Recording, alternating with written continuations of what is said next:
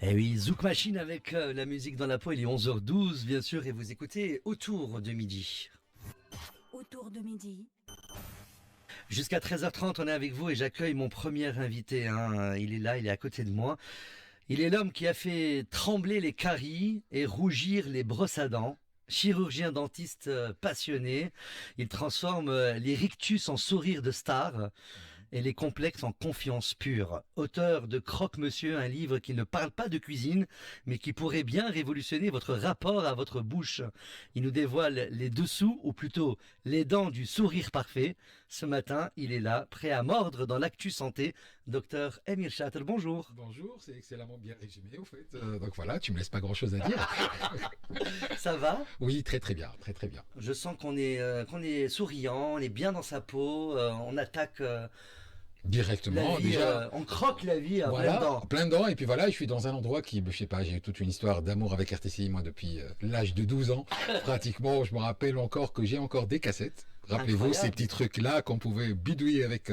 Rembobiner avec un crayon. Exactement, et ça, c'est la technique des pros, justement, où il y a encore les chansons qui sont directement mixées avec le téléjournal. Donc, j'avais directement les news qui entraient dans Ça la ne nous chanson. rajeunit pas tout ça, hein. Oui, voilà. C'est une parenthèse, hein. C'est des indicateurs d'état, et puis voilà, donc on s'en rougit pas, et puis voilà, on a une belle génération, une belle vie. En tout cas, bonjour docteur Emile Chat, merci d'être avec nous. Bah, merci de m'avoir Ça invité. nous fait plaisir. Vous êtes dentiste mais aussi auteur. Pour commencer, qu'est-ce qui vous a poussé à écrire Croque-Monsieur? Comment réussir son sourire? Donc, c'est très simple.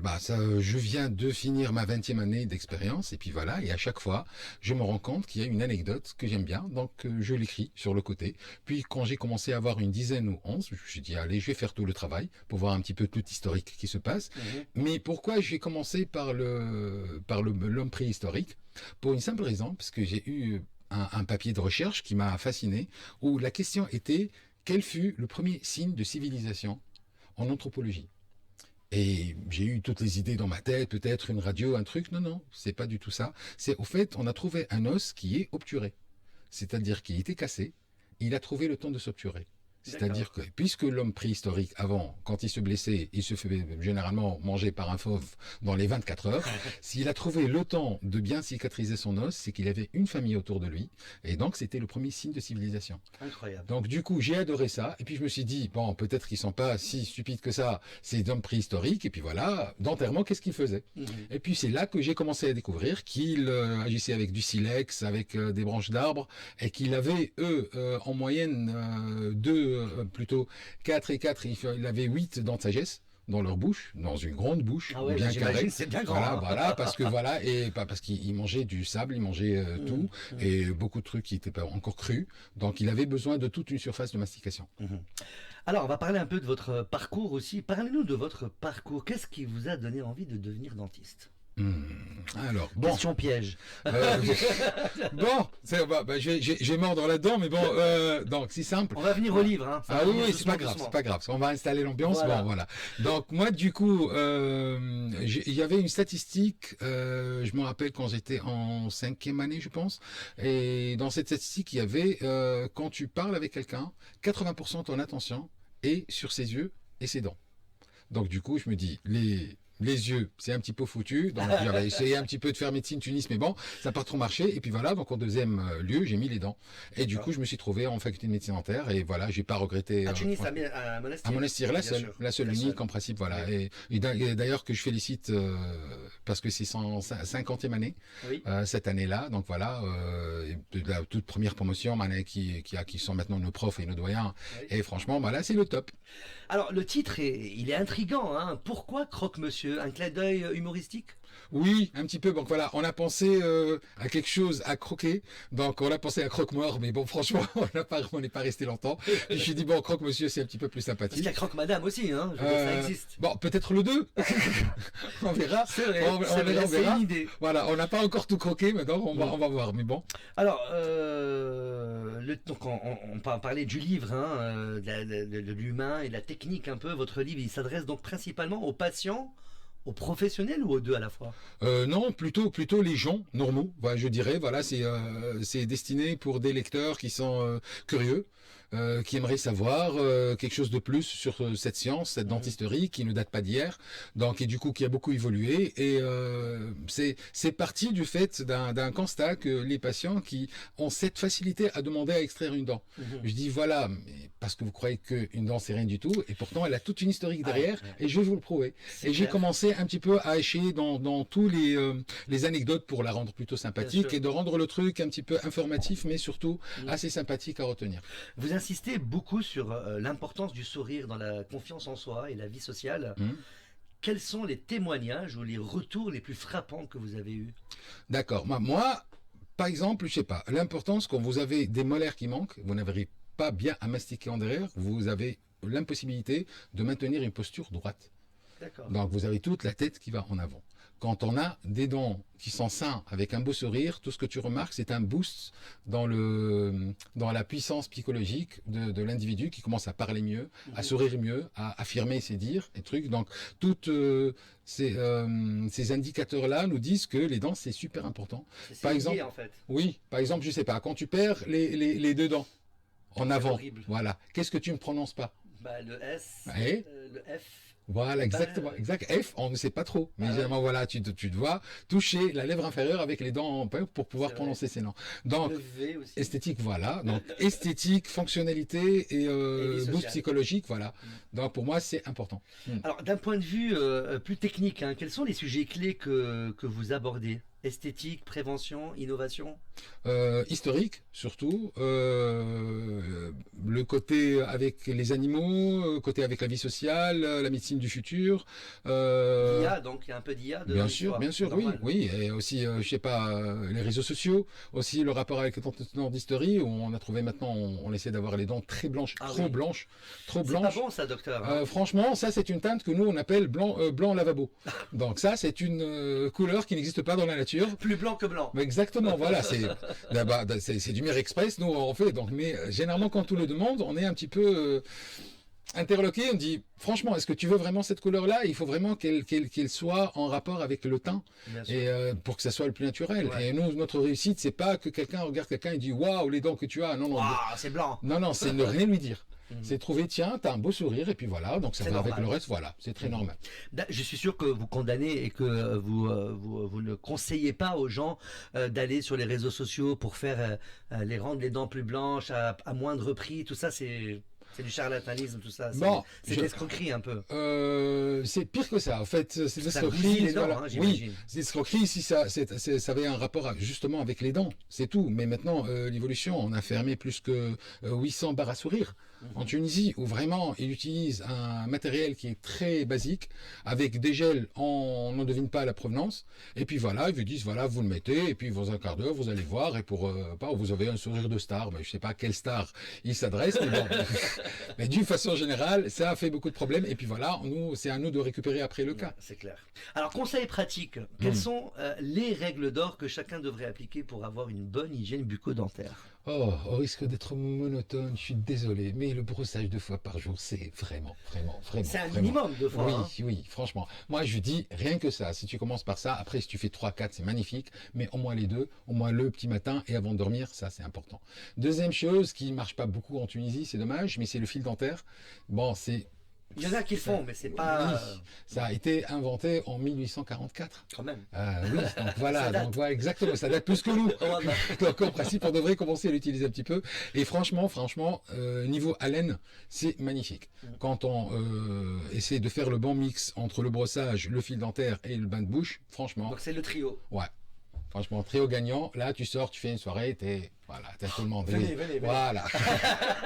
Tu sors du tic-tac. Alors, beaucoup de gens ont peur du dentiste. Hein, vous connaissez ça. Hein. Quelles idées fausses avez-vous voulu démystifier dans votre livre? Bon. Par où commencer? Je sais pas. Nous, par exemple, nous sommes, je pense, la spécialité la plus sympathique, je pense que le dentiste, c'est le seul qui est capable d'accepter que quelqu'un lui dise, je vous déteste.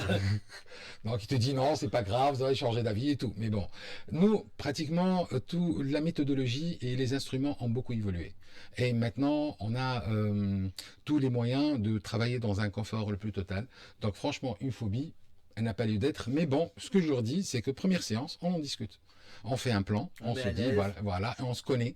Parce que franchement, contrairement à ce qu'on pense, c'est pas le dentiste qui est compétent ou pas, c'est un travail de couple. C'est une team. Donc voilà. Donc quand on est tous les deux d'accord sur la même opinion, moi je te donne tout ce que j'ai, moi, comme expérience et comme point de vue, mais en même temps, c'est grâce à cet échange-là qu'on arrive, nous ensemble, à établir un plan d'action et de commencer à le faire.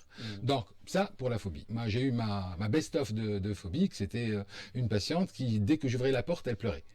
Elle me dit, j'osais espérer que vous n'étiez pas là. Mais il ne fallait pas venir. Vous venez à mon cabinet. Voilà, elle voulait dire, moi j'ai fait l'effort, je suis allé, voilà, il n'était pas là. À vous de pas venir. Voilà, c'est exactement ça. Puis voilà, je suis désolé. Mais après, c'est devenu ma patiente la plus assidue quand elle a fini 2-3 séances parce que elle m'a dit, voilà, donc en fait, c'était dans ma tête tout ça. Et puis voilà, elle a commencé. Et surtout, ceux qui ont des mauvaises expériences avec les dentistes étant petits.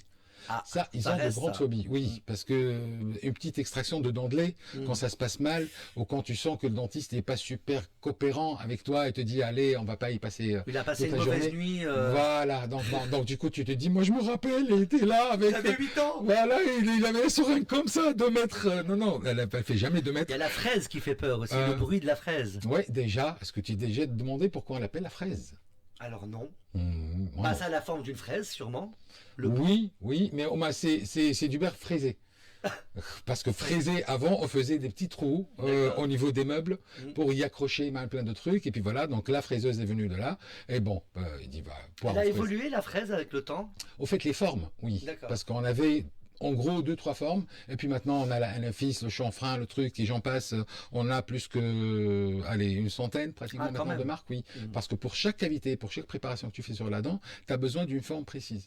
Donc voilà, maintenant c'est des fraises diamantées, donc tu as pratiquement des débris de diamants qui sont collés sur, donc c'est pour ça, c'est toute la durabilité. Alors, au niveau douleur, ça a évolué aussi, je veux dire, l'anesthésie a évolué, les dentistes font beaucoup moins mal qu'avant, je veux dire, avec toute la technologie qu'il y a le laser aussi maintenant. Oui, justement, bon, le laser, c'est autre chose, mais bon, pour l'anesthésie, c'est vrai que c'est le matériel qui a le moins évolué. Ouais, parce que l'anesthésie, elle a commencé en 1839, et on utilisait le protoxyde d'azote qu'on utilise encore maintenant, qu'on appelle le gaz hilarant. Et puis l'invention après de l'anesthésie, maintenant la midicaïne ou la lidocaïne, donc les petites carpules. Mais moi je leur dis, je sais que ça pique premier, mais après t'es parti, t'es parti. Donc voilà, pendant une demi-heure. La bouche. Voilà, je peux faire ce que tu veux et t'es pas là. Donc je leur dis, voilà, c'est à moi de faire le nécessaire après. Mais c'est vrai que entre parenthèses, on a essayé de faire par injection, par bouton électrique et tout, et ça a du mal vraiment à évoluer. Même si tout le reste a évolué. Le laser par exemple, ça fait pas mal du tout, mais ça fait énormément de bruit. Donc ça fait une autre genre de phobie. Donc t'as pas le bzzz, mais t'as le tic tic tic tic tic tic. Voilà. C'est comme un petit peu si tu connais les glaces qu'on fait à l'ancienne. Oui. Voilà, c'est exactement le même son. D'accord. C'est le même son, donc c'est un son de background qui est assez. Ça peut être très chiant encore. Oui. Mais bon, l'avantage c'est que tu sens pas grand chose. C'est que ça, c'est une technique de vitrification. Donc tu passes à l'intérieur de la cavité, tu la nettoies tranquille en 5 minutes, il y a pas de problème. Alors juste pour revenir au blanchiment et aux facettes, ces traitements ils séduisent énormément aujourd'hui en 2025 même avant. Quels conseils donnerez-vous avant de se lancer dans ça? C'est de savoir si vous êtes un bon candidat pour ça. Parce que pas tout le monde mérite des facettes, et quand on fait des facettes, on va toucher les dents, et ce qu'on va toucher est irrécupérable, donc on va pas s'aventurer dans une phase comme ça sans savoir le pourquoi et le comment et le risque. Et comment savoir si on peut faire des facettes ou pas? Il faut aller voir son dentiste, c'est tout? Oui, c'est simple. Est-ce qu'il y a des analyses à faire avant? Je reviens à cet esprit de team. Donc on est deux. Moi je te dis, voilà mes dents. Est-ce que vous pensez que par exemple, je sais pas, j'ai une teinte qui est un petit peu, j'ai beaucoup de fluorose, j'ai une teinte qui est presque marron sur mes dents, qu'est-ce que je peux faire? Donc voilà, on commence par vous proposer détartrage, blanchiment. Si au bout du blanchiment, on n'arrive pas à la solution, si on essaye d'avoir une courbure parfaite dans notre bouche, là, pratiquement, oui, on peut discuter, on peut faire des facettes. Les facettes, il y a 2 types. Il y a le type de facettes avec préparation et les facettes non prep qui ne nécessitent pas de préparation dentaire. Là, quand tu as un décalage, par exemple, de dents, généralement, c'est les 2 dents de côté par rapport aux dents centrales, alors que tu mets 2 facettes pour récupérer l'arc. Donc nous, l'important dans les facettes d'une façon générale, c'est de savoir que c'est pas définitif. Des facettes, donc ça a une durée de vie bien déterminée. C'est combien de durée de vie? 10 ans? Oui, entre 10 et 15 ans, généralement, bon. Ça va, ça tient, mais c'est pas le truc. Ça coûte cher les facettes, on est d'accord? Oui. On parle entre 15 et 20 000 dinars pour toute la douche.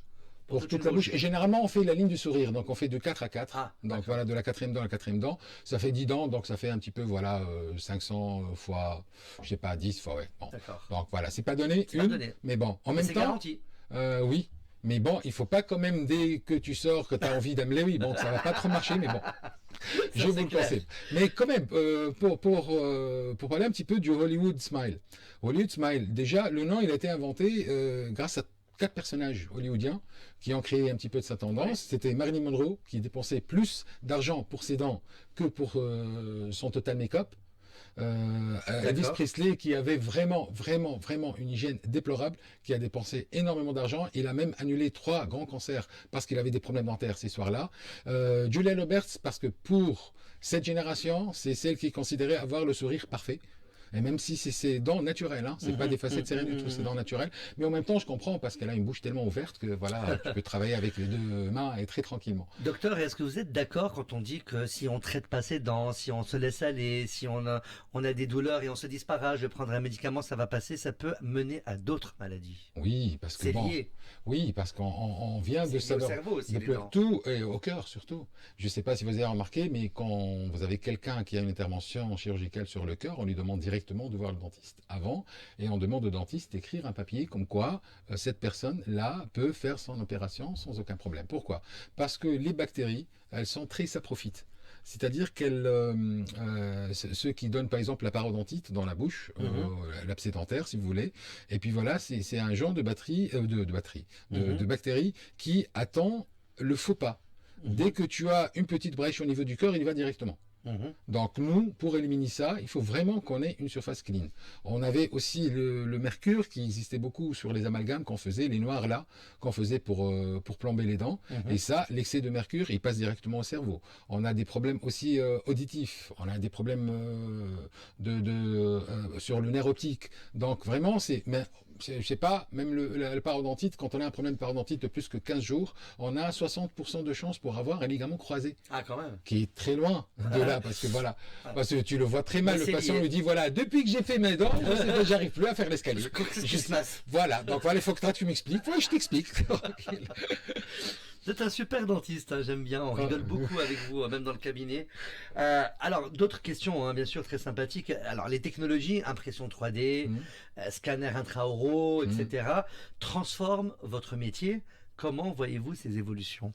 Bon, franchement, ça facilite, et c'est pas pour le côté paresseux, mais c'est pour le côté Gagner plus de temps dans autre chose, peut-être? Oui, oui, voilà. Les tâches les plus répétitives, donc on arrive à le faire maintenant avec la technologie, Mhm. et ça nous rend la vie plus simple. Est-ce Donc, que par ça va exemple- être robotisé un jour? Oui, sûrement, sûrement. D'ailleurs, en 2017, ça a été déjà robotisé. Et où ça? À Wuhan.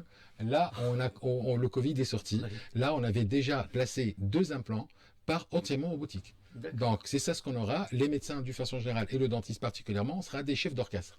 Où tu auras des machines qui vont travailler dans la bouche, et toi, tu seras là pour réorienter, pour le donner l'axe de l'implant, l'axe de la dent. Mais le plan l'humain de- doit toujours être présent, je veux dire. Oui, oui, justement. On peut pas Justement. parler à un robot. Non, et même si, oui, les bots, tu dis pourquoi pas, mais bon, justement, on a besoin d'un visage humain d'une façon générale. Pour être Et ça, rassuré ça aussi. calme, voilà, Ouais. ça calme surtout. Mm. Et surtout, on sera toujours, nous, le chef d'orchestre, parce que si on a moins d'expérience que le robot, mais au moins, on sait traiter la partie humaine du patient. Et tant que la médecine sera humaine, tant qu'on sera là. C'est clair.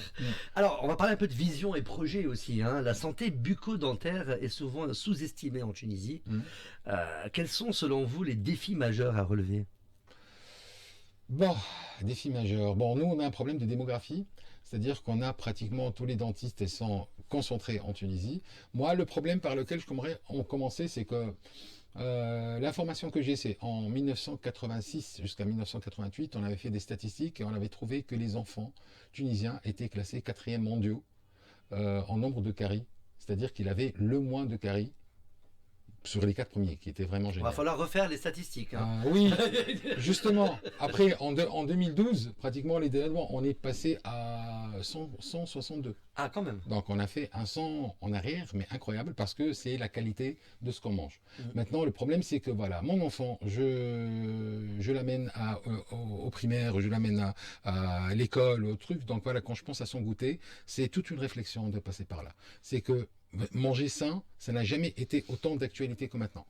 Parce que maintenant, on trouve des bouches de personnes de 20 ans qui des bouches de 60 ans. Ah là Et là. tu trouves, j'ai une patiente, 32 ans, qui avait perdu toutes les dents après la canine. Elle avait de canine à canine. 32 ans. Donc je dis, qu'est-ce qui se passe? Parce qu'on a ce réflexe très simple. Elle me fait mal, je veux l'enlever.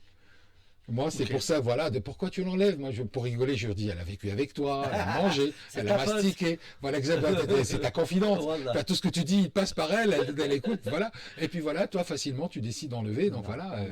Et pour Puis, récupérer et une puis le dent, docteur, tant qu'on peut récupérer la dent, on favorise ça, je pense. exactement, voilà. Nous, la règle de base, c'est que bon, tu as encore 25% de chance de la sauver, tu la sauves. D'accord? L'extraction, c'est toujours une solution que tu peux faire à tout moment. Donc, tu la laisses vraiment en décalé. Quand tu as tout essayé, ça marche pas, c'est là qu'on pense à l'extraction.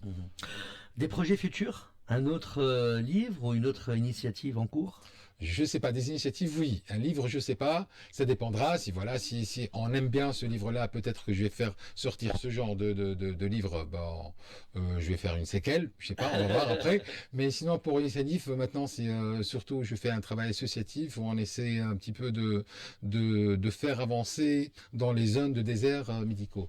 Donc, on n'a Très pas, important. on a des zones dans lesquelles, Faire un bus de solidarité ou quelque chose comme ça voilà, avec des dentistes. non, avec des fauteuils dentaires. Des fauteuils dentaires, Voilà, oui, bien sûr, exactement, mais voilà. des dentistes professionnels pour faire le tour, Voilà, gratuitement, j'imagine bien aussi. sûr, bien sûr, bien Au sûr. moins consulter, au Voilà, moins... au niveau des écoles primaires et tout, voilà. Et nous, maintenant, on essaie de profiter d'une technologie qui s'appelle la télédentisterie pour faire tous les diagnostics de Tunis avant de partir. Très bien. Comme ça nous permet de prioriser les cas et de partir avec le matériel adéquat pour chaque cas qu'on va traiter.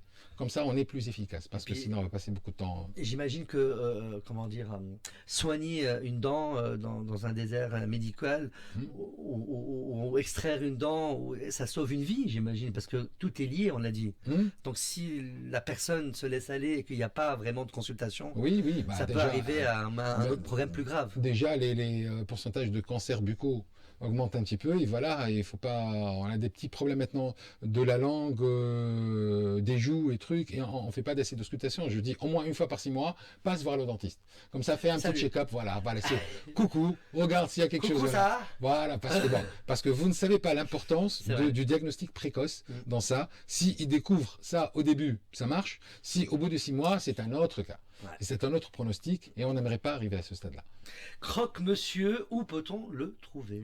Donc, Croque-Monsieur, d'après mon éditeur partout, je sais pas, apparemment, bon, voilà, je remercie Arcadia, bien sûr, mon éditeur, Mohamed Walid Felchichi, et il a fait un bon travail pendant la foire, et je l'ai vu de connecter avec beaucoup d'autres boîtes, donc je pense que il y a des collaborations avec les autres boîtes, et je pense que dans les plus grandes librairies, au moins, je pense qu'il est là, le livre. Alors, quel conseil essentiel donneriez-vous à nos auditeurs pour qu'ils aient le sourire éclatant? Et en Lire bonne mon santé. livre. Excellente réponse. Excellente réponse. Non, en fait, bon, voilà, pour avoir un sourire éclatant, on a dit, voilà, les règles de base, bien sûr, brossage, taf, tout ça. Mais surtout, maintenant, il faut se dire, très très franchement, je mange mal. Ah, Et je dois arrêter ça. Je dois trouver un équilibre entre les deux. Bon, d'accord, je suis pas contre de se faire plaisir pendant le week-end, mais pendant la semaine, il faut vraiment un soda par être jour. assidu. Un soda par jour. Un soda par jour. Entre parenthèses, le soda noir qu'on boycotte américain, il a été créé par un dentiste. Incroyable, hein, oui, cette oui, histoire bah, aussi. oui. Pour qu'ils gagnent plus d'argent, en fait. Apparemment, c'est lui qui a créé le truc. Donc voilà. Mais donc du coup, un soda n'importe lequel, une fois par jour, ça crée des fêlures à 90%. 90%. C'est horrible, quoi. T'as l'acidité. Mais cette boisson, elle nuit tout, hein, dans tout le corps. Voilà, et c'est pour ça qu'ils font. Mais c'est une drogue, les gens adorent ça. Et c'est pour ça qu'il y a beaucoup de marketing pour te faire oublier qu'à la base, elle n'a aucun avantage nutritif. Rien. Même Rien pas du tout. énergétique. Exact. Voilà, même l'énergétique aussi, eux, ils mettent beaucoup de caféine à l'intérieur. Il y a beaucoup de sucre. Il y a 3 fois plus de sucre qu'une soda normal. Donc on passe sur un autre problème. Mais bon, n'oubliez jamais que le sucre, c'est la matière sur laquelle. Les sucres ajoutés, hein, on parle. Oui, oui, bien sûr. Donc, tous les germes du corps, d'une façon générale, ils se nourrissent grâce au sucre. Donc, plus tu redonnes du sucre, plus ils sont. Ouais. Alors, on va faire notre rubrique, hein, comme d'habitude avec mes invités, info ou intox. Alors, les idées reçues justement par rapport aux dentistes. Aller chez le dentiste fait forcément mal. Info ou intox? Intox, bien sûr. Pourquoi? Alors, on a dit que ça a évolué. Maintenant, tu as une petite anesthésie. Et puis voilà, le dentiste, il travaille tranquille et tu es dans un autre monde. Deuxième chose, il faut se brosser les dents juste après avoir mangé. Vrai ou faux? C'est dans un monde idéal. Donc ça serait bien, mais surtout le plus important c'est avant de se coucher. C'est la plus importante. Moi j'ai ici, mieux vaut attendre 30 minutes, surtout après avoir consommé des aliments acides pour éviter d'ammuer l'émail. Non, Non. en fait non. Ok. Il y a une autre étude qui est D'accord. sortie après ça qui te dit que par exemple quand tu te brosses, il faut pas cracher. Il faut D'accord. laisser tout ça à l'intérieur de la bouche pendant 2 minutes jusqu'à 5 minutes Et après, pour que ressortir voilà, tout. pour que ce qu'il y a commence à travailler sur les dents. Troisième, info ou intox, hein. Si je n'ai pas mal, je n'ai pas besoin d'aller chez le dentiste. Ah non, pratiquement eux, 60% des maladies dentaires ne font pas mal. Mais il évolue en silence. On a toutes les abcès, Comme les tous maladies les problèmes. du rein, c'est en Exactement. silence. Exactement. C'est On les se rend pires. compte. Voilà, on se rend compte quand on a les crises. Et quand on a les crises, c'est généralement irrécupérable après. Donc voilà, il vaut mieux vraiment arriver au stade. Il se dit, je fais un check-up, on ne sait jamais. Voilà, je fais une radio, surtout Une fois tous un les 6 abcès. mois, coucou. Voilà, Le fameux coucou. voilà exactement. Voilà. Alors, les dents de lait n'ont pas besoin d'être soignées. Ah non, surtout. Et non, pour la simple raison qu'une dent bien carriée de lait, elle peut générer une dent mature carriée d'avance. C'est-à-dire qu'elle va sortir parce qu'elle est dans un univers qui est assez infecté, donc elle sort directement, elle est carrée. Donc, et parfois, les petites dents, les dents de lait, quand elles sont là, elles sont dans un axe qui ne permet pas une bonne éruption de la dent d'après. Donc vraiment, tous les grands problèmes que tu auras après, tu as une petite image sur les dents de lait. Excellent. Et puis les dents de lait, je pense qu'elles jouent aussi un rôle important pour la parole Oui, aussi. oui, pour l'apprentissage Exactement. phonétique un petit peu des prononciations. Le détartrage abîme les dents. Ben non, bon voilà. Ici, je donne toujours un seul exemple. Quand vous avez un lavabo, et vous avez du tartre dans le lavabo, J'adore les et dents. vous enlevez le tartre, est-ce qu'il y a un problème pour le lavabo? Non, C'est exactement la même chose. C'est exactement la j'adore même l'image. chose. Plus que ça, je peux pas être plus clair. C'est clair. Voilà. Se brosser les dents plus fort nettoie mieux. Ah, non, ça dépend de la qualité de la brosse à dents. Donc on a 3 brosses à dents, genre la brosse à dents souple, la moyenne et la dure. Donc généralement la souple, moi j'y crois pas. Mais bon, il y a qui utilisent, mais pour moi c'est pas un brossage, c'est un balayage. D'accord. Peut-être c'est Donc, après qu'il faut le faire avec la soupe. un souple, Les je gens qui pense. ont vraiment de la patience. Hein, Pour la langue, oui, Ah, peut-être d'accord. pour la gencive, oui, Oui. mais pas pour les dents. D'accord. Pour les dents, tu as besoin d'une certaine teneur de la brosse à dents pour D'accord. qu'elle marche mieux. Donc plus fort, non, mais plus juste, oui. D'accord. Plus juste, c'est-à-dire que tenir la règle de partir du rose vers le blanc. Donc, de haut en bas pour la partie d'en haut et de bas en haut pour la partie d'en bas. Très bien. C'est surtout la méthodologie qui compte plus que la force. Excellent. Et il y a même une petite maladie d'excès qui s'appelle l'hyperbrossage et qui peut faire une récession de la gencive. Donc, quand on en fait beaucoup, justement, la gencive, elle commence à partir. Je souhaite tout ça parce que ça prouvera que vous brossez au moins 6 fois, 7 fois par jour. Mais bon. Avec modération. Oui. aussi. Non, vas-y, sans Allez, modération. vas-y, allez-y. vas-y. Non, mais je m'arrange. Alors, le chewing-gum remplace le brossage. Non, le chewing-gum a été inventé justement si je m'abuse, en 1982. Et son but, c'était de nettoyer les dents. D'accord. Parce qu'il s'est dit que peut-être en principe ça colle, ça se décolle, il n'y a pas de sucre, donc ça marche.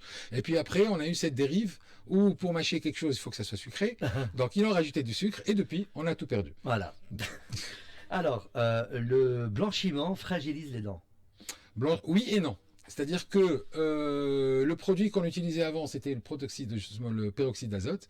Et maintenant, on utilise du carbamide qui est beaucoup plus soft.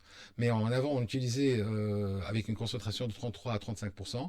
Et qui, généralement, le produit, qu'est-ce qu'il fait? Il va à l'intérieur de l'émail et il fait sortir toutes les impuretés. D'accord, mais quand il est très fort, il fait des petites fêlures au niveau des dents. C'est pour ça qu'on préconise un blanchiment par an. Pas plus que ça. Bon, maintenant avec le carbamide, il est beaucoup plus soft, donc généralement il provoque plus ce genre ni de sensibilité ni de fêlure au niveau des dents. L'appareil dentaire, c'est seulement pour les enfants. Ben non, moi l'appareil dentaire, j'ai placé à une dame de 68 ans.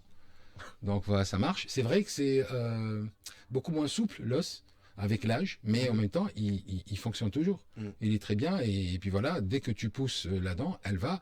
Enfin, le principe de base de l'orthodontie est très simple. Tu pousses la dent d'un côté, et puis tu attends le temps que derrière la dent, pour combler cet espace, il y a tout l'os qui va se reformer. Donc c'est pour ça qu'on attend un mois avant de serrer, et c'est pour ça qu'on fait une gouttière, pour ceux qui utilisent des gouttières, une fois par 3 semaines. Donc du coup, pour les personnes dites adultes ou âgés, Oui. le phénomène d'ostéo-formation, il met un petit peu plus de temps. Tout C'est à juste fait. ça. Mais c'est toujours aussi efficace, puis voilà, avec un petit peu plus de temps. Le fil dentaire, ce n'est pas nécessaire si je me brosse bien les dents.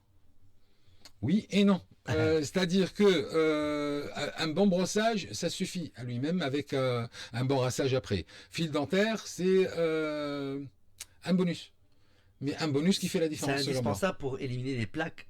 Oui, Non. non, c'est pourtant pour tout ce qui est entre les dents. D'accord. C'est l'espace interdentaire avec la brosse, tu as beaucoup de mal à passer. Même avec la brosse électrique. Hein, mais bon. Donc du coup, quand tu passes avec, au moins tu es sûr, ça a fait blesser un petit peu la gencive, mais en même temps, ça te donne un très bon résultat. Les dents blanches sont des dents saines. Blanche? Quand Non. on voit quelqu'un qui toutes ses dents sont blanches, c'est qu'il a des dents saines. Ou il a des couronnes. Je sais pas. Ou des facettes. Mais bon, je sais pas, non, blanche, parce qu'on a aussi des caries qui sont pas invisibles, mais qui se voient pas à premier abord, qui sont entre les dents interdentaires, qu'on trouve que par la radio après. Mais donc. Après, ça dépend de la couleur de la personne. Enfin, je veux dire la couleur, pas de la personne, mais de la teinte. La teinte de la personne. D'accord. Non, mais parce que je suis en train de lire là aussi en même temps les réponses, hein, et on me dit faux. La couleur naturelle des dents varie d'une personne à l'autre, et des dents légèrement jaunâtres peuvent être parfaitement saines aussi. Bien sûr. C'est ça que je voulais dire. Non, ben, même plus que ça. En fait, il faut pas oublier que l'empreinte dentaire, c'est comme l'empreinte du pouce. Elle est unique. D'accord, mais elle est un petit peu plus effilonnée. Ouais, je sais pas, mais bon. Mais c'est une empreinte qui se refait pas. Et cette empreinte, elle a beaucoup de caractéristiques comme l'empreinte de la main. Donc du coup, elle a une couleur spéciale, une forme spéciale. Des dents manquantes ou pas, mais on a cette spécificité qui se refait pas 2 fois dans 2 personnes différentes. Une femme enceinte ne peut pas aller chez le dentiste. Non, elle peut aller chez le dentiste. Bon, ça dépend du tiers des 3 mois dans lesquels elle est, mais oui, elle peut définitivement aller dans les 3. Mais bon, c'est les soins et l'anesthésie et les médicaments qui diffèrent à chaque fois. C'est clair. Les plombages au mercure sont dangereux pour la santé. Oui, c'était le titre de ma thèse. Donc voilà, je me suis vraiment intéressé à ce sujet parce que il y a toujours un excès de mercure. Donc pour une dent, ça passe, mais plus que 3-4 dents, si on a beaucoup de plomb dans, il faut vraiment penser à faire un check-up après. Parce que ça passe directement dans le cerveau. Ok. Perdre ses dents en vieillissant, c'est normal. On a quand même vu plusieurs personnes qui sont adultes et vieux et pourtant ils gardent toutes leurs dents. Mais d'une façon générale, c'est pas perdre les dents qui est normal, c'est le départ de l'os qui est normal. Donc un petit peu, tu as l'os qui se rétracte un petit peu, et puis voilà, tu as les dents. Mais généralement, quand tu commences à perdre la première et la deuxième, c'est là que ça ouvre la porte. Parce que dès que tu as toutes tes dents, l'os il est là. Et l'os humain, il est très orgueilleux. Et il fait comme l'adage d'Aznavour, il faut savoir quitter la table quand l'amour est desservi. Donc t'as pas besoin de moi, je me casse. Donc quand t'as pas besoin, t'as plus de dents dans ce côté-là, et t'as toute cette récession. C'est pour ça qu'on a cette forme lunaire de profil des vieux qui n'ont plus de dents en haut et en bas, parce qu'ils sont obligés d'avancer la mandibule pour avoir un contact entre les deux bouts pour pouvoir mastiquer un petit peu. Excellente réponse. Si j'ai une carie, je la verrai tout de suite. Si j'ai une carie, je le verrai tout de suite. Ah non, t'as tout un stade dans lequel la carie, elle bataille pour entrer dans les mailles. Du moment qu'elle dépasse les mailles, là, ça va assez vite. Ah, ça donc va. là, du coup, la sensibilité, le truc, ouais, directement, voilà. Mais au début, voilà, il y a même des caries qu'on appelle des caries arrêtées, où ça commence dans les mailles et on les laisse pas dépasser. Donc elles restent dans ce stade-là. Il reste 2 idées reçues et on termine. Mettre de l'aspirine sur une dent douloureuse calme la douleur. Jamais essayé, mais je sais pas. On m'a dit que c'est faux. Cela peut brûler la gencive sans soulager la douleur. Mieux vous consulter un dentiste et prendre un antidouleur adapté par voie orale. Non, moi déjà, le problème, c'est que de prendre une pilule qui est supposée être effervescente et la mettre directement, tu te cherches des problèmes, quoi. T'as l'air plus d'un chien enragé que de quelqu'un qui a mal aux dents. Mais bon, pour le reste, je suis jamais contre... Les clous de girofle.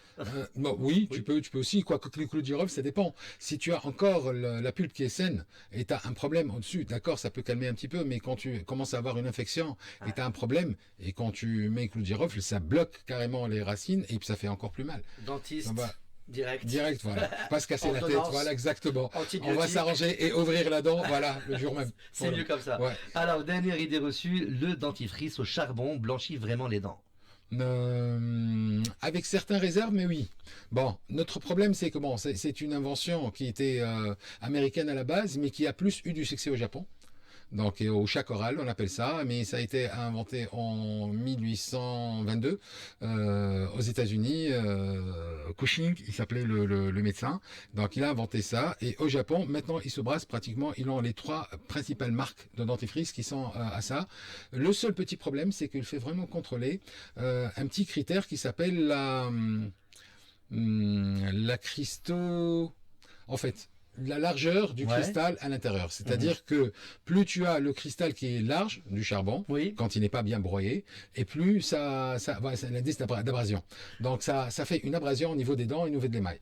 Donc on a peur de ça, mais ça blanchit un petit peu, oui. Ça donne un meilleur résultat que notre dentifrice normal. Et il est l'homme qui a fait trembler les caries et rougir les brosses à dents. Chirurgien dentiste passionné, il transforme les rictus en sourires de star et les complexes en confiance pure. Vous êtes auteur. Emile Chart, merci beaucoup d'avoir accepté notre invitation sur RTCI. Auteur de Croque-Monsieur, un livre qui ne parle pas de cuisine, mais qui pourrait bien révolutionner votre rapport à votre bouche. Merci de nous avoir dévoilé un peu les dessous, ou plutôt les dents du sourire parfait. Je rappelle le titre, Croque-Monsieur, une histoire mordante de votre sourire. Allez l'acheter en librairie et puis ça va être très très intéressant. Vous allez apprendre beaucoup de choses sur votre bouche. D'accord. Bon, juste, franchement, le mot de la fin, c'est que si vous avez fini le livre et vous retenez 3 informations et vous faites 2 sourires au milieu, ça sera accompli. Ça me fera plaisir. Merci encore une fois, docteur, d'avoir accepté Merci. notre invitation. Restez avec nous tout de suite. Ne me jugez pas, justement, de Camille Lelouch.